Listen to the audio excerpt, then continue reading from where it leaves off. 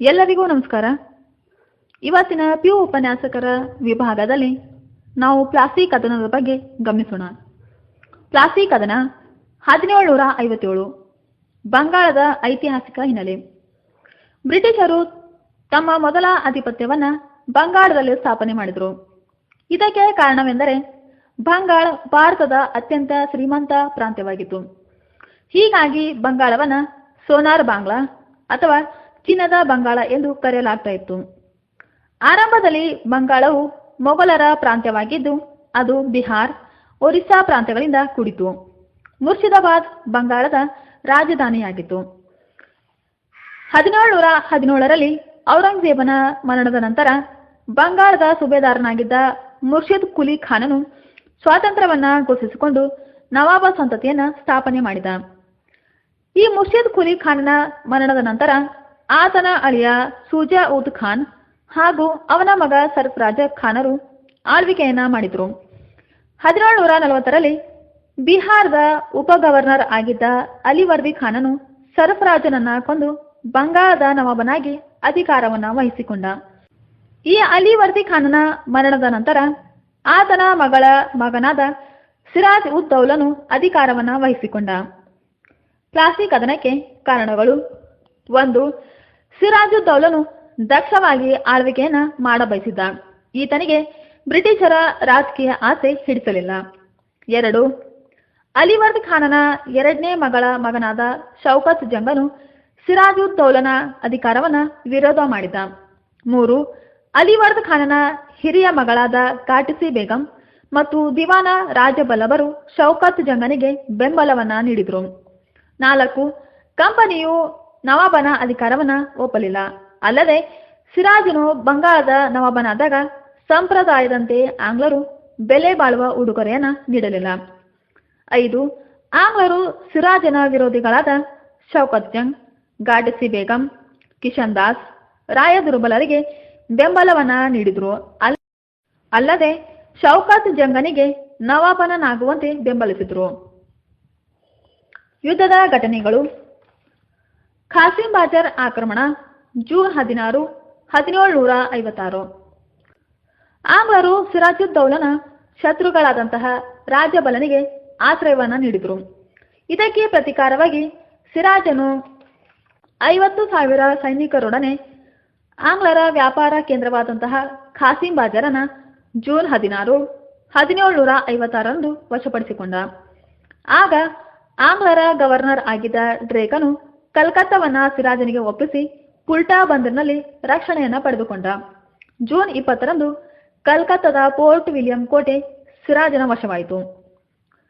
ಕಪ್ಪು ಕೋಣೆ ದುರಂತ ಜೂನ್ 20, 1756. ಸಿರಾಜುದ್ ದೌಲನು ಖಾಸಿಂ ಬಾಜರ್ ಆಕ್ರಮಣದಲ್ಲಿ ಸೆರೆ ಸಿಕ್ಕಂತಹ 146 ಮಂದಿ ಬ್ರಿಟಿಷರನ್ನ ಒಂದು ಪುಟ್ಟ ಕೋಣೆಯಲ್ಲಿ ಬಂಧಿಸಿದ. ಇದರಲ್ಲಿ 123 ಜನ ಮರಣ ಹೊಂದಿದ್ದು ಕೇವಲ 23 ಮಂದಿ ಮಾತ್ರ ಬದುಕುಳಿದರು ಎಂದು ಡಾಕ್ಟರ್ ಹಾಲ್ವೆಲ್ ಹೇಳಿದ್ದಾನೆ. ಭಾರತದ ಇತಿಹಾಸದಲ್ಲಿ ಇದನ್ನ ಕಪ್ಪು ಕೋಣೆ ದುರಂತ ಎಂದು ಹೆಸರಿಸಲಾಗಿದೆ. ಆದರೆ ಭಾರತೀಯ ಇತಿಹಾಸಕಾರರು ಇದು ಹಾಲ್ವೆಲನ ಕಟ್ಟುಕತೆ ಎಂದಿದ್ದಾರೆ. ಕಲ್ಕತ್ತಾವನ್ನ ಮರಳಿ ಪಡೆಯುವ ಉದ್ದೇಶದಿಂದ ರಾಬರ್ಟ್ ಕ್ಲೈವ್ ಹಾಗೂ ವ್ಯಾಟ್ಸನರು ಸೇನಾ ಸಮೇತರಾಗಿ ಕಲ್ಕತ್ತಾಕ್ಕೆ ಬಂದರು. ಆಂಗ್ಲರ ವ್ಯಾಟ್ಸನನು ಸಿರಾಜುದ್ ದೌಲನಿಗೆ ಖಾಸಿಂ ಬಾಜರ್ ಆಕ್ರಮಣದಲ್ಲಿ ತಮಗಾದ ನಷ್ಟ ಕೊಡುವುದು ಹಾಗೂ ವ್ಯಾಪಾರ ರಿಯಾಯಿತಿಗಳನ್ನ ಪುನಃ ನೀಡುವಂತೆ ಪತ್ರವನ್ನ ಬರೆದು ಕಳಿಸಿದ್ದ. ಸಿರಾಜುದ್ ದೌಲನು ಪತ್ರಕ್ಕೆ ಉತ್ತರಿಸುವ ಮೊದಲೇ ರಾಬರ್ಟ್ ಕ್ಲೈವನು ಜನವರಿ 2, 1757ರಂದು ಕಲ್ಕತ್ತಾದ ಅಧಿಕಾರಿಯಾದಂತಹ ಮಾಣಿಕ್ ಚಂದನಿಗೆ ಲಂಚವನ್ನ ನೀಡಿ ಖಾಸಿಂ ಬಾಜರನ ವಶ ಮಾಡಿಕೊಂಡ. ಆಗ ಸಿರಾಜುದ್ ದೌಲನು ಆಂಗ್ಲರೊಂದಿಗೆ ಫೆಬ್ರವರಿ 9, 1757ರಂದು ಅಲಿನಗರ ಒಪ್ಪಂದವನ್ನ ಮಾಡಿಕೊಂಡ. ಅಲಿನಗರ ಒಪ್ಪಂದದ ಕಾರಣಗಳು ಇಂತಿವೆ: 1. ಆಂಗ್ಲರಿಗೆ ಬಂಗಾಳದಲ್ಲಿ ಹಿಂದಿನ ವ್ಯಾಪಾರ ರಿಯಾಯಿತಿಗಳನ್ನ ಕೊಡುವುದು. 2. ಕಲ್ಕತ್ತಾದಲ್ಲಿ ಆಂಗ್ಲರಿಗೆ ಕೋಟೆ ಕಟ್ಟಲು ಅನುಮತಿ ನೀಡುವುದು. 3. ಆಂಗ್ಲರಿಗಾದ ಆಕ್ರಮಣದ ನಷ್ಟವನ್ನ ತುಂಬಿಕೊಡುವುದು. 4. ಈಸ್ಟ್ ಇಂಡಿಯಾ ಕಂಪನಿಗೆ ನಾಣ್ಯ ಟಂಕಿಸುವ ಹಕ್ಕನ್ನ ನೀಡುವುದು.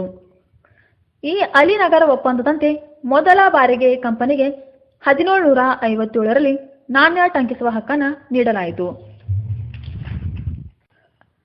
ಸಿರಾಜುದ್ದೌಲನು ಫ್ರೆಂಚರಿಗೆ ಆಶ್ರಯ ನೀಡಿದ್ದು ಆಂಗ್ಲರಿಗೆ ಸಹಿಸಲಾಗಲಿಲ್ಲ.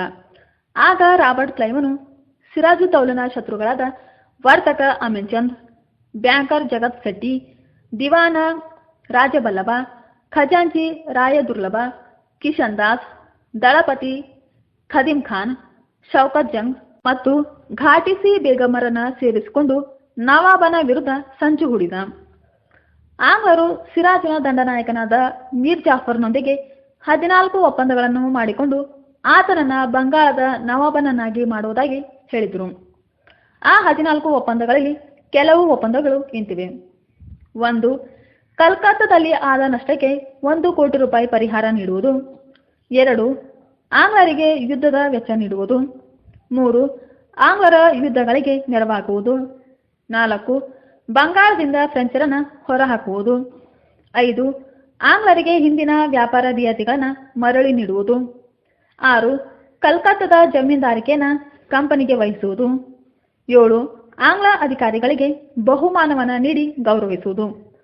ಈ 14 ಷರತ್ತುಗಳಿಗೆ ಪ್ರತಿಯಾಗಿ ಆಂಗ್ಲರು ಮೀರ್ ಜಾಫರ್ನನ್ನ ಬಂಗಾಳದ ನವಾಬನನ್ನಾಗಿ ಮಾಡುವುದಾಗಿ ವರ್ತಕ ಅಮೀನ್ ಚಂದನ ಮಧ್ಯಸ್ಥಿಕೆಯಲ್ಲಿ ಈ ಒಪ್ಪಂದವು ರಾಬರ್ಟ್ ಕ್ಲೈವ್ ಮತ್ತು ಮೀರ್ ಜಾಫರ್ನ ನಡುವೆ ನಡೆಯಿತು. ಇತಿಹಾಸಕಾರರಾದಂತಹ ಕೆ.ಎಂ. ಫಣಿಕರ್ ಅವರು ಈ ರೀತಿಯಾಗಿ ಹೇಳಿದ್ದಾರೆ. ಪ್ಲಾಸಿ ಕದನವು ಒಂದು ವ್ಯವಹಾರವಾಯಿತು. ಬಂಗಾಳದ ಶ್ರೀಮಂತರು, ಬ್ಯಾಂಕರ್ಗಳು ಮತ್ತು ಮೀರ್ ಜಾಫರರು ಸೇರಿಕೊಂಡು ನವಾಬನನ್ನ ಇಂಗ್ಲಿಷರಿಗೆ ಮಾರಾಟ ಮಾಡಿದ್ರು ಎಂದಿದ್ದಾರೆ. ಪ್ಲಾಸಿ ಕದನವು ಜೂನ್ 23, 1757ರಂದು ನಡೆಯಿತು. ರಾಬರ್ಟ್ ಕ್ಲೈವನ ಪಕ್ಷದಲ್ಲಿ 3200 ಸೈನಿಕರು ಹಾಗೂ 10 ಬಂದೂಕುಗಳು ಇದ್ದವು. ಸಿರಾಜುದ್ದೌಲನ ಪಕ್ಷದಲ್ಲಿ 50,000 ಸೈನಿಕರಿದ್ದರು. ಇದರ ದಂಡನಾಯಕತ್ವ ಮೀರ್ ಜಾಫರ್ ವಹಿಸಿಕೊಂಡ. ಮೀರ್ ಜಾಫರ್ನ ಮೋಸದಿಂದಾಗಿ ಸಿರಾಜುದ್ದೌಲನು ಈ ಪ್ಲಾಸಿ ಕದನದಲ್ಲಿ ಸೋತು ಹೋದ. ಜೂನ್ 25ರಂದು ಸಿರಾಜುದ್ದೌಲನನ್ನ ಮೀರ್ ಜಾಫರ್ನ ಮಗನಾದ ಮಿರಾನನು ಕೊಲೆ ಮಾಡಿದ. ಪ್ಲಾಸಿ ಕದನದ ಪರಿಣಾಮಗಳು: 1. ಮೀರ್ ಜಾಫರ್ನನ್ನ ಬಂಗಾಳದ ನವಾಬನನ್ನಾಗಿ ಆಯ್ಕೆ ಮಾಡಲಾಯಿತು. 2. ರಾಬರ್ಟ್ ಕ್ಲೈವನು ಬಂಗಾಳದ ಪ್ರಥಮ ಗವರ್ನರ್ ಆಗಿ ಆಯ್ಕೆಯಾದ. 3. ಕಂಪನಿಯು ಬಹುದೊಡ್ಡ ಆರ್ಥಿಕ ಹಾಗೂ ರಾಜಕೀಯ ಶಕ್ತಿಯಾಗಿ ಬೆಳೆಯಿತು. 4. ಈ ಪ್ಲಾಸಿ ಕದನವು ದೇಶೀಯ ರಾಜ್ಯದ ರಾಜಕೀಯ ಹಾಗೂ ಸೈನಿಕ ದುರ್ಬಲತೆಯನ್ನು ಐರೋಪ್ಯರಿಗೆ ತಿಳಿಸಿತು. ಈ ಕದನದಿಂದಾಗಿ ಆಂಗ್ಲರು ಭೂದಾಹಿಗಳಾಗಿ ಪರಿವರ್ತನೆಯಾದರು. ಸಿರಾಜುದ್ದೌಲನ ಸೋಲಿಗೆ ಕಾರಣಗಳು: 1. ದ್ರೋಹ ಬಗೆದ ಅಧಿಕಾರಿಗಳು ಮತ್ತು ಸೈನಿಕರು. 2. ರಾಬರ್ಟ್ ಕ್ಲೈವನ ಒಳಸಂಚು. 3. ಬ್ರಿಟಿಷರ ನೌಕಾಶ್ರೇಷ್ಠತೆ. 4. ಫ್ರೆಂಚರ ಸಹಾಯ ದೊರೆದಿದ್ದುದು. 5. ಆಂಗ್ಲರ ಸೇನಾ ದಕ್ಷತೆ. ಎಲ್ಲರಿಗೂ ನಮಸ್ಕಾರ. ಇವತ್ತಿನ ಪಿಯು ಉಪನ್ಯಾಸಕರ ವಿಭಾಗದಲ್ಲಿ ನಾವು ಭಾರತದಲ್ಲಿ ಬ್ರಿಟಿಷ್ ಪ್ರಭುತ್ವದ ವಿಸ್ತರಣೆಯನ್ನು ಕುರಿತು ಗಮನಿಸೋಣ. ಭಾರತದಿಂದ ಇಂಗ್ಲೆಂಡಿಗೆ ಸಂಪತ್ತನ್ನು ಹರಿದು ಬಿಡುವುದೇ ಬ್ರಿಟಿಷ್ ಭಾರತದ ವಾಣಿಜ್ಯವಾದದ ಪ್ರಮುಖ ಸಾರವಾಗಿತ್ತು. ಇನ್ನು ಇತಿಹಾಸಕಾರರಾದಂತಹ ಕೆ.ಎಂ. ಫಣಿಕರ್ ಅವರು ಬಂಗಾಳದ ದ್ವಿಸರ್ಕಾರವನ್ನು ಡಕಾಯಿತರ ರಾಜ್ಯ ಎಂದು ಕರೆದಿದ್ದಾರೆ. ಭಾರತದಲ್ಲಿ ಬ್ರಿಟಿಷ್ ಪ್ರಭುತ್ವದ ವಿಸ್ತರಣೆಯಲ್ಲಿ ನಡೆದಂತಹ ಪ್ರಮುಖ ಘಟನೆಗಳಲ್ಲಿ ಕರ್ನಾಟಿಕ್ ಯುದ್ಧಗಳು ಪ್ರಮುಖವಾಗಿದ್ದು, ಕರ್ನಾಟಿಕ್ ಯುದ್ಧಗಳ ಬಗ್ಗೆ ಗಮನಿಸೋಣ. ಕರ್ನಾಟಿಕ್ ಯುದ್ಧಗಳು ದಕ್ಕನ್ನಲ್ಲಿ ಭಾರತದ ಸಾರ್ವಭೌಮತ್ವ ಸ್ಥಾಪನೆಗೆ ಬ್ರಿಟಿಷರು ಮತ್ತು ಫ್ರೆಂಚರ ನಡುವೆ ಆದಂತಹ ಹೋರಾಟವನ್ನು ಕರ್ನಾಟಿಕ್ ಯುದ್ಧಗಳು ಎಂದು ಕರೆಯಲಾಗಿದೆ. ಇನ್ನು ಪೂರ್ವದ ಕೋರಮಂಡಲ ಕರಾವಳಿ ತೀರ ಪ್ರದೇಶ ಹಾಗೂ ಅದರ ಹಿನ್ನಾಡನ್ನು ಆಂಗ್ಲರು ಕರ್ನಾಟಿಕ್ ಎಂದು ಕರೀತಾ ಇದ್ರು. ಆರ್ಕಟಕ್ ಇದರ ರಾಜಧಾನಿಯಾಗಿತ್ತು. ಕರ್ನಾಟಿಕ್ ಯುದ್ಧಗಳಿಗೆ ಕಾರಣವಾದಂತಹ ಅಂಶಗಳು: 1. ಆಸ್ಟ್ರಿಯಾದ ಉತ್ತರಾಧಿಕಾರತ್ವ ಯುದ್ಧ. 2. ಸಾಂಪ್ರದಾಯಿಕ ಸ್ಪರ್ಧೆಗಳು. 3. ರಾಜಕೀಯ ಸಾರ್ವಭೌಮತ್ವದ ಬಯಕೆ. 4. ವ್ಯಾಪಾರ ಪ್ರತಿಸ್ಪರ್ಧೆಗಳು. 5. ಮಹತ್ವಾಕಾಂಕ್ಷಿ ಗವರ್ನರ್ಗಳು. 6. ದಕ್ಕನಿನ ದುರ್ಬಲ ರಾಜಕೀಯ ವ್ಯವಸ್ಥೆ. ಮೊದಲ ಕರ್ನಾಟಿಕ್ ಯುದ್ಧ ಕ್ರಿಸ್ತಶಕ 1746ರಿಂದ 1748. ಮೊದಲ ಕರ್ನಾಟಿಕ್ ಯುದ್ಧವು 1746ರಿಂದ 1748 ನಡುವೆ ನಡೆಯಿತು. ಇನ್ನು ಮೊದಲ ಕಾರ್ನಾಟಿಕ್ ಯುದ್ಧಕ್ಕೆ ಕಾರಣವಾದ ಅಂಶಗಳು: 1. ಭಾರತದ ಭೂಪ್ರದೇಶವನ್ನು ಪಡೆಯಲು ಬ್ರಿಟಿಷರು ಮತ್ತು ಫ್ರೆಂಚರು ಯುದ್ಧ ಮಾರ್ಗವನ್ನು ಹಿಡಿದರು. 2. ಭಾರತೀಯ ಅರಸರ ಸೇನಾ ದೌರ್ಬಲ್ಯಗಳು. 3. 1746ರಲ್ಲಿ ಯುರೋಪಿನಲ್ಲಿ ಆಸ್ಟ್ರಿಯಾದ ಉತ್ತರಾಧಿಕಾರತ್ವದ ಯುದ್ಧದಲ್ಲಿ ಆಂಗ್ಲರು ಮತ್ತು ಫ್ರೆಂಚರು ಭಾಗವಹಿಸಿದರು. 4. ಮದ್ರಾಸ್ ಗೆಲ್ಲುವ ಹಾಗೂ ಆಂಗ್ಲರನ್ನ ಭಾರತದಿಂದ ಹೊರಹಾಕುವುದು ಫ್ರೆಂಚರ ಡೂಪ್ಲೆಯ ಪ್ರಮುಖ ಉದ್ದೇಶವಾಗಿತ್ತು. 5. ಫ್ರೆಂಚರು ಮತ್ತು ಆಂಗ್ಲರು ಭಾರತದ ವ್ಯಾಪಾರ ಏಕಸ್ವಾಮ್ಯಕ್ಕೆ ಸ್ಪರ್ಧಿಸಿ ಶತ್ರುಗಳಾಗಿ ಪರಿವರ್ತನೆಯಾದರು. ಮೊದಲ ಕಾರ್ನಾಟಿಕ್ ಯುದ್ಧದ ಘಟನೆಗಳು: 1746ರಲ್ಲಿ ಬಾರ್ನೆಟನ ನಾಯಕತ್ವದಲ್ಲಿ ಬಂದ ಬ್ರಿಟಿಷರ ನೌಕಾಪಡೆಯು ಫ್ರೆಂಚರ ಹಡಗುಗಳನ್ನು ವಶಪಡಿಸಿಕೊಂಡಿತ್ತು. ಆಗ ಫ್ರೆಂಚರ ನಾಯಕ ಡೂಪ್ಲೆಯು ಆಂಗ್ಲರ ಮದ್ರಾಸನ್ನು ಮುತ್ತುವ ಯೋಜನೆಯಲ್ಲಿ ಇದ್ದಾಗ ಮಾರಿಷಸ್ನಲ್ಲಿ ಇದ್ದಂತಹ ಫ್ರೆಂಚರ ಗವರ್ನರ್ ಆದ ಲಾಂಬೋರ್ಡಿನಾಯಿಸನು 8 ಹಡಗು ಹಾಗೂ 3000 ಸೈನಿಕರೊಡನೆ ಬಂದು ಮದ್ರಾಸನ್ನು ಆಕ್ರಮಿಸಿದ. ಆಗ ಮದ್ರಾಸ್ನಲ್ಲಿ ಇದ್ದಂತಹ ಬ್ರಿಟಿಷ್ ಗವರ್ನರ್ ಮೋರ್ಸನು ಫ್ರೆಂಚರಿಗೆ ಶರಣ. ಬಾರ್ನೆಟನ ನಂತರ ಬಂದಂತಹ ಬ್ರಿಟಿಷ್ ಅಧಿಕಾರಿ ಪೇತಾನು ಮದ್ರಾಸನ್ನ ಡೂಪ್ಲೆಗೆ ಒಪ್ಪಿಸಿ ಹೂಗ್ಲಿಗೆ ನಿರ್ಗಮಿಸಿದ. ಮದ್ರಾಸನ್ನು ತಮಗೆ ವಹಿಸಿಕೊಡುವಂತೆ ಆಂಗ್ಲರು ತಮ್ಮ ಮಿತ್ರನಾದಂತಹ ಆರ್ಕಾಟಿನ ನವಾಬ ಅನ್ವರುದ್ದೀನನ ಸಹಾಯ ಕೇಳಿದರು. ಫ್ರೆಂಚರು ನವಾಬನ ಆಜ್ಞೆಯನ್ನು ತಿರಸ್ಕರಿಸಿದ್ರಿಂದ ಅನ್ವರುದ್ದೀನನು ಫ್ರೆಂಚರ ಮೇಲೆ ದಾಳಿ ಮಾಡಿ ಸೆಂಟ್ ಥೋಮ್ ಬಳಿ ನಡೆದಂತಹ ಅಡಿಯಾರ್ ಕದನದಲ್ಲಿ ಡೂಪ್ಲೆಯಿಂದ ಸೋತು ಹೋದ. ನಂತರ ಬಂದ ಆಂಗ್ಲರ ಬೊಸ್ಕಾವೆನನು ನೌಕಾ ದಾಳಿಯಿಂದ ಪಾಂಡಿಚೇರಿಯನ್ನ ಮುತ್ತಿದ. ಆದರೆ ಡೂಪ್ಲೆಯ ಸಂಚಿನಿಂದ ಇದು ಸಾಧ್ಯವಾಗಲಿಲ್ಲ. ಮೊದಲ ಕಾರ್ನಾಟಿಕ್ ಯುದ್ಧದ ಪರಿಣಾಮಗಳು: 1. ಯುರೋಪಿನಲ್ಲಿ ಆಸ್ಟ್ರಿಯಾ ಉತ್ತರಾಧಿಕಾರತ್ವಕ್ಕಾಗಿ ನಡೆದ ಯುದ್ಧವು ಎಕ್ಸ್ರಾ ಚಾಪೆಲ್ ಒಪ್ಪಂದದ ಮೂಲಕ ನಿಂತು ಹೋಯಿತು. ಅದರಂತೆ ಭಾರತದಲ್ಲಿ ಬ್ರಿಟಿಷರು ಮತ್ತು ಫ್ರೆಂಚರ ನಡುವಿನ ಯುದ್ಧವು ನಿಂತು ಹೋಯಿತು. 2. ಫ್ರೆಂಚರು ಮದ್ರಾಸನ್ನು ಆಂಗ್ಲರಿಗೆ ಬಿಟ್ಟುಕೊಟ್ಟು ಅಮೆರಿಕದ ಲೂಯಿಸ್ ಬರ್ಗನ್ನು ಪಡೆದುಕೊಂಡರು. 3. ಭಾರತೀಯ ರಾಜರ ಸೇನಾ ದೌರ್ಬಲ್ಯತೆಯನ್ನು ಇದು ಐರೋಪ್ಯರಿಗೆ ತಿಳಿಸಿತು. 4. ಈ ಯುದ್ಧದಿಂದ ಫ್ರೆಂಚರ ಪ್ರತಿಷ್ಠೆ ಹೆಚ್ಚಾಯಿತು. 5. ಈ ಯುದ್ಧವು ಐರೋಪ್ಯರನ್ನ ಭೂದಾಹಿಗಳನ್ನಾಗಿ ಪರಿವರ್ತನೆ ಮಾಡಿತು. ಎರಡನೇ ಕಾರ್ನಾಟಿಕ್ ಯುದ್ಧ 1749ರಿಂದ 54. ಎರಡನೇ ಕಾರ್ನಾಟಿಕ್ ಯುದ್ಧಕ್ಕೆ ಕಾರಣವಾದ ಅಂಶಗಳು: 1. ಹೈದರಾಬಾದ್ ಮತ್ತು ಆರ್ಕಟಕ್ಗಳಲ್ಲಿ ಏರ್ಪಟ್ಟಂತಹ ಯಾದವಿ ಕಲಹಗಳು. 2. ಆರ್ಕಟಿನ ನವಾಬನ ದೌರ್ಬಲ್ಯವನ್ನ ಅರಿತಂತಹ ಆಂಗ್ಲ ಮತ್ತು ಫ್ರೆಂಚರು ತಮ್ಮ ರಾಜಕೀಯ ಉದ್ದೇಶವನ್ನ ಈಡೇರಿಸಿಕೊಳ್ಳಲು ಮುಂದಾದರು. 3.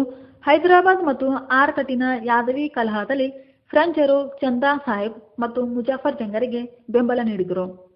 4. ನಾಸಿರ್ ಜಂಗ್ ಮತ್ತು ಅನ್ವರುದ್ದೀನರು ಬ್ರಿಟಿಷರ ಮೊರೆ ಹೋದರು. ಆಗ ಆಂಗ್ಲರು ಯುದ್ಧಕ್ಕೆ ಸಿದ್ಧರಾದರು. ಎರಡನೇ ಕಾರ್ನಾಟಿಕ್ ಯುದ್ಧದ ಘಟನೆಗಳು: ಅನ್ವರುದ್ದೀನನು ಮುಜಾಫರ್ ಜಂಗ್ ಮತ್ತು ಚಂದಾ ಸಾಹೇಬರಿಗೆ ಬೆಂಬಲಿಸಿದ ಫ್ರೆಂಚರನ್ನ ಸದೆ ಬಡಿಯಲು ಅವರ ಮೇಲೆ ದಾಳಿ ಮಾಡಿದ. ಇನ್ನು ಅಂಬೂರ್ನಲ್ಲಿ ನಡೆದಂತಹ ಕಾಳಗದಲ್ಲಿ ಡೂಪ್ಲೆ ಮತ್ತು ಚಂದಾ ಸಾಹೇಬರು ಅನ್ವರುದ್ದೀನನನ್ನ ಸೋಲಿಸಿ ಕೊಲೆಗೈದರು. ಆಗ ಅನ್ವರುದ್ದೀನನ ಮಗನಾದ ಮೊಹಮ್ಮದ್ ಅಲಿಯು ತಿರುಚನಾಪಳ್ಳಿಗೆ ಓಡಿ ಹೋದ. ನಂತರ ಡೂಪ್ಲೆಯು ಚಂದಾ ಸಾಹೇಬನನ್ನ ಆರ್ಕಟಿನ ನವಾಬನನ್ನಾಗಿ ಮಾಡಿದ. ಇದರಿಂದ ಚಂದಾ ಸಾಹೇಬನು ಡೂಪ್ಲೆಗೆ ಪಾಂಡಿಚೇರಿ ಹಾಗೂ ಅದರ ಸುತ್ತಮುತ್ತಲಿನ 80 ಗ್ರಾಮಗಳನ್ನ ಬಿಟ್ಟುಕೊಟ್ಟ. ಜೊತೆಗೆ ಮುಜಾಫರ್ ಜಂಗನನ್ನ ಹೈದರಾಬಾದಿನ ಸುಬೇದಾರನನ್ನಾಗಿ ಮಾಡಲಾಯಿತು. ಇತ್ತ ನಾಸಿರ್ ಜಂಗನು ಆಂಗ್ಲರ ಲಾರೆನ್ಸ್ ಹಾಗೂ ಮರಾಠರ ಮುರಾರಿ ರಾಯನ ಜೊತೆಗೂಡಿ ಜಿಂಜಿ ಕದನದಲ್ಲಿ ಮುಜಾಫರ್ ಜಂಗನನ್ನ ಬಂಧಿಸಿದ. ಆಗ ಚಂದಾ ಸಾಹೇಬನು ಪಾಂಡಿಚೇರಿಯಿಂದ ಓಡಿ ಹೋದನೆಂದು ಹೇಳಲಾಗಿದೆ. ನಂತರ ಡೂಪ್ಲೆಯ ಕುತಂತ್ರದಿಂದ ನಾಸಿರ್ ಜಂಗನು ಕಡಪದ ಪಟ್ಟಣನೊಬ್ಬನಿಂದ ಕೊಲೆಯಾದ. ನಂತರ ಡೂಪ್ಲೆಯು ಮುಜಾಫರ್ ಜಂಗನನ್ನ ಹೈದರಾಬಾದಿನ ಸಿಂಹಾಸನಕ್ಕೆ ತಂದ. ಇದಕ್ಕೆ ಪ್ರತಿಯಾಗಿ ಮುಜಾಫರ್ ಜಂಗನು ಫ್ರೆಂಚ್ ಕಂಪನಿಗೆ 50,000 ಪೌಂಡ್ ನಗದು ಹಾಗೂ 1 ಲಕ್ಷ ವಾರ್ಷಿಕ ಆದಾಯ ತರುವಂತಹ ಮಚಿಲಿಪಟ್ಟಣಮನ್ನ ಕಾಣಿಕೆಯನ್ನಾಗಿ ನೀಡಿದ. ಜೊತೆಗೆ ಫ್ರೆಂಚ್ ದಳಪತಿ ಬುಸ್ಸಿಯನ್ನ ತನ್ನ ಆಸ್ಥಾನದಲ್ಲಿ ಇಟ್ಟುಕೊಂಡ. ಇದೇ ಸಂದರ್ಭದಲ್ಲಿ ಹೈದರಾಬಾದಿನ ಅಸಂತುಷ್ಟರೆಲ್ಲ ಸೇರಿ ಮುಜಾಫರ್ ಜಂಗನನ್ನ ಕೊಲೆಗೈದರು. ಆದರೆ ಫ್ರೆಂಚರ ದಳಪತಿ ಬುಸ್ಸಿಯು ಆಸಫ್ ಜಾನ 3ನೇ ಮಗನಾದ ಸಲಾಬತ್ ಜಂಗನನ್ನ ನಿಜಾಮನನ್ನಾಗಿ ಮಾಡಿದ. ಇದಕ್ಕೆ ಪ್ರತಿಯಾಗಿ ಸಲಾಬತ್ ಜಂಗನು ಫ್ರೆಂಚರಿಗೆ ಬೆರಕೋಲ್, ಎಲ್ಲೋರಾ, ಮುಸ್ತಫಾ ನಗರ ಹಾಗೂ ರಾಜಮಂಡ್ರಿ ಜಿಲ್ಲೆಗಳನ್ನ ಬಿಟ್ಟುಕೊಟ್ಟ. ನಂತರ ಡೂಪ್ಲೆಯು ಚಂದಾ ಸಾಹೇಬನ ಜೊತೆಗೂಡಿ ಮಹಮ್ಮದ್ ಅಲಿಯನ್ನ ಸೆರೆ ಹಿಡಿಯಲು ತಿರುಚನಾಪಳ್ಳಿಯನ್ನ ಮುತ್ತಿದ. ಆಗ ಮಹಮ್ಮದ್ ಅಲಿಯ ಸಹಾಯಕ್ಕೆ ಬಂದಂತಹ ಬ್ರಿಟಿಷರು ಈ ಕಾರ್ಯವನ್ನ ಮದ್ರಾಸಿನ ಆಂಗ್ಲ ಗವರ್ನರ್ ಆದ ಸ್ಯಾಂಡರ್ಸನು ರಾಬರ್ಟ್ ಕ್ಲೈವನಿಗೆ ವಹಿಸಿದ. ರಾಬರ್ಟ್ ಕ್ಲೈವನು 500 ಸೈನಿಕರೊಡನೆ ಬಂದು 1751ರಲ್ಲಿ ಆರ್ಕಟಕ್ ಅನ್ನ ಮುತ್ತಿ ಚಂದಾ ಸಾಹೇಬನ ಮಗ ರಾಜ ಸಾಹೇಬನು ಸೋತು ತಂಜಾವೂರಿಗೆ ಓಡಿ ಹೋದ. ಇತ್ತ ಶ್ರೀರಂಗಂ ಆಂಗ್ಲರ ವಶವಾಯಿತು. ನಂತರ ರಾಬರ್ಟ್ ಕ್ಲೈವನು ತಿರುಚನಾಪಳ್ಳಿಯನ್ನ ಮುತ್ತಿ ಅದನ್ನು ವಶಪಡಿಸಿಕೊಂಡ. ಡೂಪ್ಲೆ ಮತ್ತು ಚಂದಾ ಸಾಹೇಬರು ಆಂಗ್ಲರಿಂದ ಆರ್ನಿ, ಕಾವೇರಿ ಪಾರ್ಕ್ ಹಾಗೂ ವಾಲಿಕೊಂಡಂಪುರ ಬಳಿ ನಡೆದಂತಹ ಕದನದಲ್ಲಿ ಸೋತು ಹೋದರು. ಫ್ರೆಂಚರ ದಳಪತಿ ಜಾಕ್ವಿಸ್ಲಾನು ಬ್ರಿಟಿಷರಿಗೆ ಶರಣಾದ. ಡೂಪ್ಲೆಯು ಯುದ್ಧ ಮುಂದುವರೆಸಿದ್ರಿಂದ ಫ್ರೆಂಚ್ ಸರ್ಕಾರ ಆತನನ್ನ ಹಿಂದೆ ಕರೆಸಿಕೊಂಡು ಆತನ ಆಸ್ಥಾನದಲ್ಲಿ ಗೋಡೆಹೋನನ್ನ ಕಳುಹಿಸಿತು. ಫ್ರೆಂಚರ ಗೋಡೆಹೋನು ಬ್ರಿಟಿಷರೊಂದಿಗೆ 1754ರಲ್ಲಿ ಪಾಂಡಿಚೇರಿ ಒಪ್ಪಂದ ಮಾಡಿಕೊಂಡ. ಈ ಒಪ್ಪಂದದಂತೆ ಎರಡನೇ ಕಾರ್ನಾಟಿಕ್ ಯುದ್ಧವು ಅಂತ್ಯಗೊಂಡಿತು. ಪಾಂಡಿಚೇರಿ ಒಪ್ಪಂದದ ಕರಾರುಗಳು: 1. ಎರಡೂ ಪಕ್ಷಗಳು ದೇಶೀಯ ರಾಜರ ವ್ಯವಹಾರಗಳಲ್ಲಿ ತಲೆ ಹಾಕದಿರಲು ಒಪ್ಪಿಕೊಂಡವು. 2. ಗೆದ್ದ ಪ್ರದೇಶಗಳನ್ನು ಹಾಗೂ ಯುದ್ಧ ಖೈದಿಗಳನ್ನು ಪರಸ್ಪರ ವಿನಿಮಯ ಮಾಡಿಕೊಳ್ಳುವುದು. 3. ಸೇಂಟ್ ಡೇವಿಡ್ ಕೋಟೆಯ ಮೇಲಿನ ಬ್ರಿಟಿಷರ ಪ್ರಭುತ್ವವನ್ನು ಫ್ರೆಂಚರು ಒಪ್ಪುವುದು. 4. ಸಲಾಬತ್ ಜಂಗನನ್ನ ಹೈದರಾಬಾದಿನ ನಿಜಾಮನನ್ನಾಗಿಯೂ ಹಾಗೂ ಮಹಮ್ಮದ್ ಅಲಿಯನ್ನ ಆರ್ಕಟಿನ ನವಾಬನನ್ನಾಗಿಯೂ ಮಾಡಲಾಯಿತು. ಡೂಪ್ಲೆ ಹೇಳುವಂತೆ ಗೋಡೆಹೋ ರಾಷ್ಟ್ರದ ಅಗೌರವಕ್ಕೂ ಮತ್ತು ರಾಷ್ಟ್ರದ ನಿರ್ನಾಮಕ್ಕೂ ಸಹಿ ಹಾಕಿದ ಎಂದಿದ್ದಾನೆ. ಮೂರನೇ ಕಾರ್ನಾಟಿಕ್ ಯುದ್ಧ 1756ರಿಂದ 63. ಕಾರಣಗಳು: 1. 1756ರಲ್ಲಿ ಯುರೋಪಿನಲ್ಲಿ ಸಪ್ತವಾರ್ಷಿಕ ಯುದ್ಧ ಆರಂಭವಾಯಿತು. ಆದ್ದರಿಂದ ಭಾರತದಲ್ಲಿಯೂ ಮತ್ತೆ ಆಂಗ್ಲರಿಗೂ ಹಾಗೂ ಫ್ರೆಂಚರಿಗೂ ಯುದ್ಧ ಆರಂಭವಾಯಿತು. 2. ಪ್ಲಾಸಿ ಕದನದಲ್ಲಿ ಆಂಗ್ಲರಿಗೆ ಆದ ಗೆಲುವು. ಯುದ್ಧದ ಘಟನೆಗಳು: ಬ್ರಿಟಿಷರು 1756ರಲ್ಲಿ ಬಂಗಾಳದ ಫ್ರೆಂಚರ ನೆಲೆಯಾಗಿದ್ದ ಚಂದ್ರನಾಗೂರನ್ನ ಆಕ್ರಮಿಸಿಕೊಂಡರು. ಇದೇ ವೇಳೆ ಫ್ರೆಂಚರ ಗವರ್ನರ್ ಆದ ಕೌಂಟ್ ಡಿ ಲ್ಯಾಲಿಯು ಜೂನ್ 22, 1758ರಲ್ಲಿ ಆಂಗ್ಲರ ಸೇಂಟ್ ಡೇವಿಡ್ ಕೋಟೆಯನ್ನ ವಶಪಡಿಸಿಕೊಂಡ ಮತ್ತು ತಂಜಾವೂರನ್ನ ಮುತ್ತಿದ. ನಂತರ ಕೌಂಟ್ ಡಿ ಲ್ಯಾಲಿಯು ಆಂಗ್ಲರನ್ನ ಮದ್ರಾಸನ್ನು ಮುತ್ತುವ ಯೋಜನೆಯಿಂದ ಹೈದರಾಬಾದ್ನಲ್ಲಿ ಇದ್ದಂತಹ ಫ್ರೆಂಚ್ ದಳಪತಿ ಬುಸ್ಸಿಯನ್ನ ವಾಪಸ್ಸು ಕರೆಯಿಸಿಕೊಂಡ. ಈ ಸುವರ್ಣ ಅವಕಾಶವನ್ನ ಬಳಸಿಕೊಳ್ಳಲು ರಾಬರ್ಟ್ ಕ್ಲೈವನು ಉತ್ತರ ಸರ್ಕಾರಗಳನ್ನ ವಶಪಡಿಸಿಕೊಳ್ಳಲು ಆಂಗ್ಲ ಸೈನ್ಯವನ್ನ ಕಳುಹಿಸಿದ. ಈ ಸೈನ್ಯವು ಫ್ರೆಂಚರನ್ನ ರಾಜಮಂಡ್ರಿ ಕದನದಲ್ಲಿ ಸೋಲಿಸಿ ರಾಜಮಂಡ್ರಿ ಮತ್ತು ಮಚಿಲಿಪಟ್ಟಣಗಳನ್ನು ವಶಪಡಿಸಿಕೊಂಡಿತು. ಇದರಿಂದ ಸಲಾಬತ್ ಜಂಗನು ಫ್ರೆಂಚರ ಪಕ್ಷವನ್ನ ತೊರೆದು ಬ್ರಿಟಿಷರ ಪಕ್ಷ ಸೇರಿ ಅವರಿಗೆ 30 ಲಕ್ಷ ವಾರ್ಷಿಕ ಆದಾಯ ಕೊಡುತ್ತಿದ್ದ ಉತ್ತರ ಸರ್ಕಾರಗಳನ್ನು ಬಿಟ್ಟುಕೊಟ್ಟ. ಫ್ರೆಂಚರ ಲ್ಯಾಲಿಯು ಮದ್ರಾಸನ್ನು ಮುತ್ತಿದ, ಆದರೆ ಪ್ರಯೋಜನವಾಗಲಿಲ್ಲ. ಕಾರಣ ಮದ್ರಾಸ್ ಆಕ್ರಮಣಕ್ಕೂ ಮುನ್ನವೇ ಫ್ರೆಂಚರ ಹಡಗುಗಳು ಬ್ರಿಟಿಷರ ವಶವಾದವು. 1760 ಜನವರಿ 22ರಂದು ನಡೆದ Wandiwash ಕದನದಲ್ಲಿ ಇಂಗ್ಲಿಷರ ಸೇನಾನಿಯಾದಂತಹ sir higher ಕೋಟನು count D ಲ್ಯಾಲಿಯನ್ನ ಸೋಲಿಸಿ ಬುಸ್ಸಿಯನ್ನ ಸೆರೆ ಹಿಡಿದ. ಫ್ರೆಂಚರ ಪಾಂಡಿಚೇರಿ, ಜಿನ್ಸಿ, ಮಾಹೆ, ಕಾರಕೈಲ್ಗಳು ಬ್ರಿಟಿಷರ ವಶವಾದವು.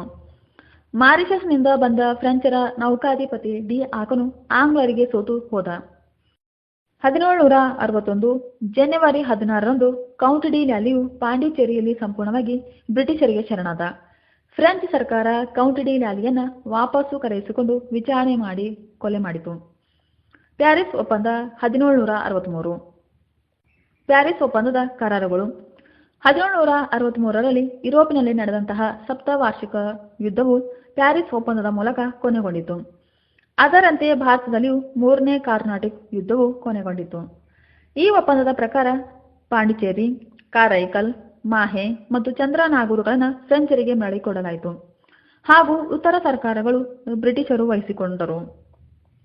ಮೂರನೇ ಕಾರ್ನಾಟಿಕ್ ಯುದ್ಧವು ಭಾರತದಲ್ಲಿ ಫ್ರೆಂಚರ ಸಾಮ್ರಾಜ್ಯ ಕಟ್ಟುವ ಕನಸನ್ನ ಭಗ್ನಗೊಳಿಸಿತು.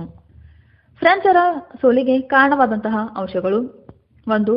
ಬ್ರಿಟಿಷ್ ಈಸ್ಟ್ ಇಂಡಿಯಾ ಕಂಪನಿಯ ಉತ್ತಮ ಆಡಳಿತ. 2. ಆಂಗ್ಲರ ಉತ್ತಮ ಹಣಕಾಸಿನ ಸ್ಥಿತಿ. 3. ಇಂಗ್ಲಿಷ್ ನೌಕಾಪಡೆಯ ಶ್ರೇಷ್ಠತೆ. 4. ಆಂಗ್ಲರಿಗೆ ದೊರೆತ ಉತ್ತಮ ವ್ಯಾಪಾರ ನೆಲೆಗಳು. 5. ಸಾಮ್ರಾಜ್ಯಶಾಹಿ ನೀತಿ. 6. ಉತ್ತಮ ಸೇನಾ ನಾಯಕತ್ವ. 7. ಫ್ರೆಂಚ್ ಅಧಿಕಾರಿ ವರ್ಗದಲ್ಲಿನ ಕಲಹಗಳು. 8.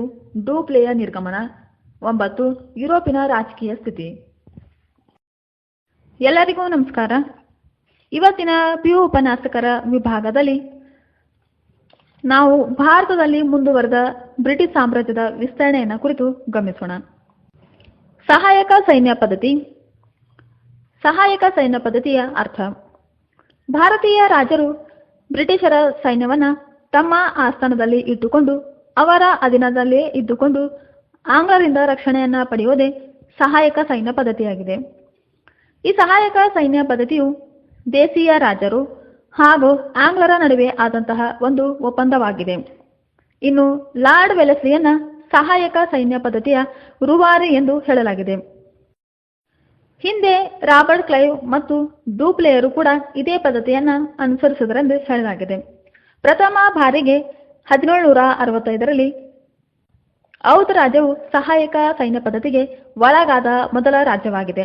ಆದರೆ ಇದನ್ನು ಕಂಪನಿಯ ಆಶ್ರಿತ ರಾಜ್ಯವನ್ನಾಗಿ ಘೋಷಿಸಲಾಗಿತ್ತು.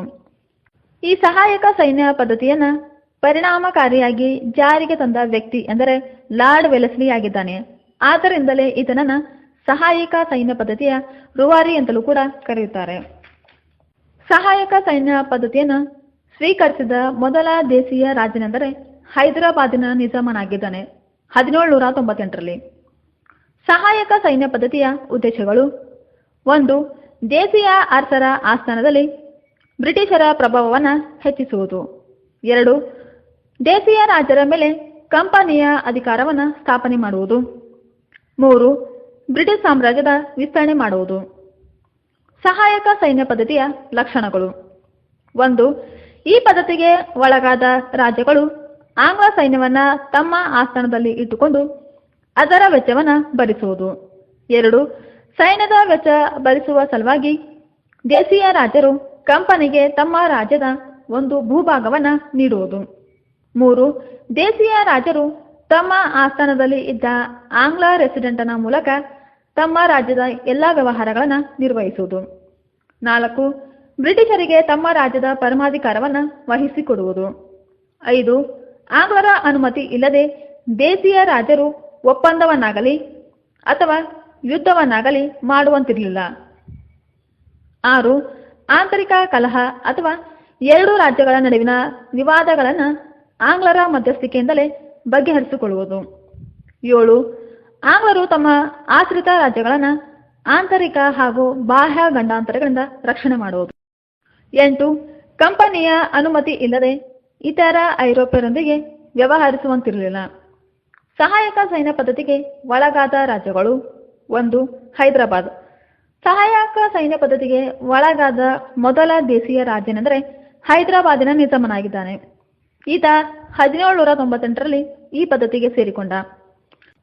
ಈ ನಿಜಾಮನು ತನ್ನ ಸೇನಾ ವೆಚ್ಚಕ್ಕಾಗಿ ಕಂಪನಿಗೆ ಬಳ್ಳಾರಿ, ಕಡಪ, ಕರ್ನೂಲು ಹಾಗೂ ಅನಂತಪುರ ಜಿಲ್ಲೆಗಳನ್ನು ಬಿಟ್ಟುಕೊಟ್ಟ. 2. ಮೈಸೂರು.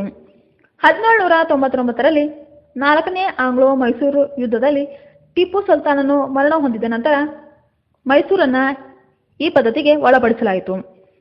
ಮೈಸೂರಿನ ಪ್ರಾಂತ್ಯಗಳಾದ ಶ್ರೀರಂಗಪಟ್ಟಣ, ಕೆನರ, ವೈನಾಡು, ಧರ್ಮಪುರಿ, ಕೊಯಿಮುತ್ತೂರುಗಳು ಕಂಪನಿಯ ಅಧೀನಕ್ಕೆ ಒಳಬಂದವು. ಔದ್ ನವಾಬ ಸಾದತ್ ಅಲಿಯು ಈ ಸಹಾಯಕ ಸೈನ್ಯ ಪದ್ಧತಿಯನ್ನು ಅನುಸರಿಸಿ ರೋಹಿಲ್ಖಂಡ, ಗೋರಖ್ಪುರ್, ಗಂಗಾ ಮತ್ತು ಯಮುನಾ ನದಿಗಳ ನಡುವಿನ ಜಿಲ್ಲೆಗಳನ್ನು ಕಂಪನಿಗೆ ವಹಿಸಿಕೊಟ್ಟ.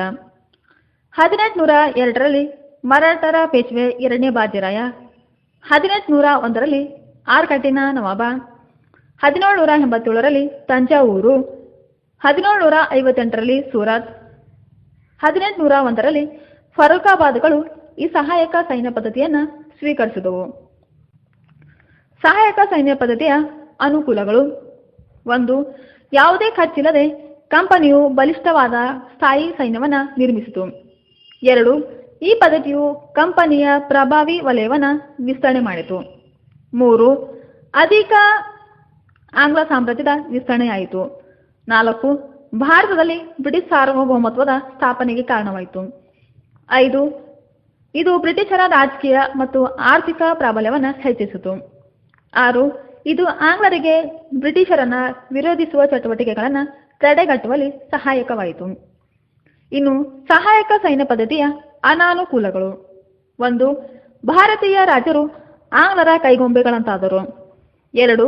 ದೇಶೀಯ ರಾಜರು ತಮ್ಮ ಸೈನ್ಯವನ್ನ ವಿಸರ್ಜನೆ ಮಾಡಿದ್ರಿಂದ ಭಾರತೀಯ ಸೈನಿಕರು ನಿರುದ್ಯೋಗಿಗಳಾಗಿ ದರೋಡೆ ಮತ್ತು ಭ್ರಷ್ಟಾಚಾರಕ್ಕೆ ಇಳಿಯುವಂತೆ ಮಾಡಿತು. 3. ಈ ಪದ್ಧತಿಯು ದೇಶೀಯ ರಾಜರನ್ನ ಭ್ರಷ್ಟ, ಸೋಮಾರಿ ಹಾಗೂ ವಿಲಾಸಿಗಳನ್ನಾಗಿ ಪರಿವರ್ತಿಸಿತು. 4. ಭಾರತದ ಆಡಳಿತ ವ್ಯವಸ್ಥೆ ಅಧೋಗತಿಗೆ ಇಳಿಯುವಂತೆ ಮಾಡಿತು. ಲಾರ್ಡ್ ಡಾಲ್ಹೌಸಿಯ ದತ್ತು ಪುತ್ರರಿಗೆ ಹಕ್ಕಿಲ್ಲ ಎಂಬ ಸಿದ್ಧಾಂತ. ಈ ಸಿದ್ಧಾಂತವು ಕೂಡ ಕಂಪನಿಯ ಸಾಮ್ರಾಜ್ಯ ಮುಂದುವರಿಯುವಲ್ಲಿ ಕಾರಣವಾಯಿತು. ಈ ಸಿದ್ಧಾಂತದ ಪ್ರಮುಖ ಉದ್ದೇಶವೆಂದರೆ ಬ್ರಿಟಿಷ್ ಸಾಮ್ರಾಜ್ಯದ ವಿಸ್ತರಣೆ ಮಾಡುವುದೇ ಆಗಿದೆ. ಈ ಸಿದ್ಧಾಂತದ ಪ್ರಮುಖ ರೂವಾರಿ ಲಾರ್ಡ್ ಡಾಲ್ಹೌಸಿ ಆಗಿದ್ದಾನೆ. ಬ್ರಿಟಿಷ್ ಪ್ರಭುತ್ವಕ್ಕೆ ಒಳಪಟ್ಟಿರುವ ಯಾವುದೇ ದೇಶೀಯ ರಾಜ್ಯದ ರಾಜನು ಪುತ್ರ ಸಂತಾನವಿಲ್ಲದೆ ಗತಿಸಿದಾಗ ಆ ಅರಸನು ಪಡೆದ ದತ್ತು ಪುತ್ರನಿಗೆ ಆ ರಾಜ್ಯದ ರಾಜ್ಯಾಧಿಕಾರ ಇರುವುದಿಲ್ಲ. ಅಂತಹ ರಾಜ್ಯವು ಕಂಪನಿಯ ಆಳ್ವಿಕೆಗೆ ಒಳಪಟ್ಟಿರುತ್ತದೆ. ಅಲ್ಲದೆ ದತ್ತು ಸ್ವೀಕಾರ ಅನುಮತಿಯು ಕೆಲವು ಸಂದರ್ಭಗಳಲ್ಲಿ ಕೇವಲ ಕಂಪನಿಯ ಆಶ್ರಿತ ರಾಜ್ಯಗಳಿಗೆ ಮಾತ್ರ ಅನ್ವಯವಾಗುವಂತಿತ್ತು. ಈ ಸಿದ್ಧಾಂತದ ಪ್ರಮುಖ ಉದ್ದೇಶಗಳು: 1. ಭಾರತದಲ್ಲಿ ಬ್ರಿಟಿಷ್ ಪ್ರಭುತ್ವದ ವಿಸ್ತರಣೆ ಮಾಡುವುದು. 2. ದೇಶೀಯ ರಾಜ್ಯರ ಮೇಲೆ ಕಂಪನಿಯ ಸಾರ್ವಭೌಮತ್ವವನ್ನು ಸ್ಥಾಪಿಸುವುದು. 3. ಭಾರತವನ್ನ ಕಂಪನಿಯ ಅಧೀನ ರಾಷ್ಟ್ರವನ್ನಾಗಿ ಮಾಡುವುದು. 4. ಭಾರತದ ಸಂಪತ್ತನ್ನು ಕೊಳ್ಳೆ ಹೊಡೆಯುವುದು. ದತ್ತು ಪುತ್ರರಿಗೆ ಹಕ್ಕಿಲ್ಲ ಎಂಬ ಸಿದ್ಧಾಂತಕ್ಕೆ ಒಳಗಾದ ರಾಜ್ಯಗಳು: ಸತಾರಾ. 1848ರಲ್ಲಿ ಸತಾರಾದ ರಾಜ ಅಪ್ಪ ಸಾಹೇಬನು ಮಕ್ಕಳಿಲ್ಲದೆ ಮರಣ ಹೊಂದಿದಾಗ ಇದನ್ನ ಕಂಪನಿಯ ಪರಮಾಧಿಕಾರಕ್ಕೆ ಒಳಪಡಿಸಲಾಯಿತು. 2ನೇದು ನಾಗ್ಪುರ. 1853ರಲ್ಲಿ ನಾಗ್ಪುರದ 3ನೇ ರಘು ಭೋಸ್ಲೆ ಮರಣ ಹೊಂದಿದಾಗ ಅವನ ದತ್ತು ಪುತ್ರನಾದ ಯಶವಂತ ರಾಯನ ಅಧಿಕಾರವನ್ನ ಒಪ್ಪದೆ ಇದನ್ನ ಕಂಪನಿಯ ಅಧೀನಕ್ಕೆ ಒಳಪಡಿಸಲಾಯಿತು. ಝಾನ್ಸಿ. ಝಾನ್ಸಿಯ ರಾಜ ಗಂಗಾಧರ್ ರಾಯನು ಮರಣದ ನಂತರ ಝಾನ್ಸಿಯನ್ನ ಕಂಪನಿಯ ಅಧೀನಕ್ಕೆ ಒಳಪಡಿಸಲಾಯಿತು. 1850ರಲ್ಲಿ ಸಂಬಲ್ಪುರ. 1832ರಲ್ಲಿ ಕಚಾರ. 1849ರಲ್ಲಿ ಜೈತ್ಪುರ. 1850ರಲ್ಲಿ ಭಾರತಪುರ. 1852ರಲ್ಲಿ ಉದಯ್ಪುರ. 1852ರಲ್ಲಿ ಕೌತಲಿ. 1853ರಲ್ಲಿ ಆರ್ಕಟಕ್. ಹೀಗೆ ಮುಂತಾದ ರಾಜ್ಯಗಳು ದತ್ತು ಪುತ್ರರಿಗೆ ಹಕ್ಕಿಲ್ಲ ಎಂಬ ಸಿದ್ಧಾಂತಕ್ಕೆ ಒಳಗಾದವು.